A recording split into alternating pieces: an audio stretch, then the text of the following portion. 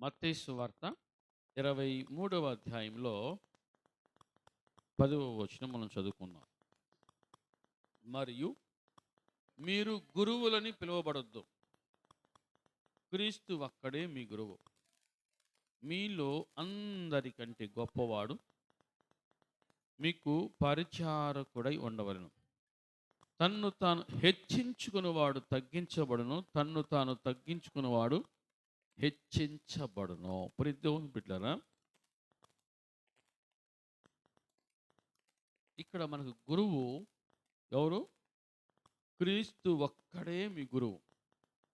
ఒక విద్యార్థి స్కూల్లో వాళ్ళ మాస్టర్కి ఎలా భయపడతాడో, ఆ భయం ఉంటేనే ఆ విద్యార్థి బాగా చదువుకుంటాడు.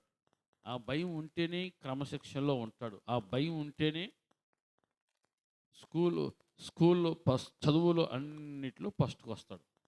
ఆ భయం లేకపోతే అట్లాగే ఆ మాస్టర్కి, ఆ గురువుకి విద్యార్థి ఎలా భయపడతాడో, దేవుని బిడ్డరా, మనం అందరం ఎక్కడికి వస్తున్నాం?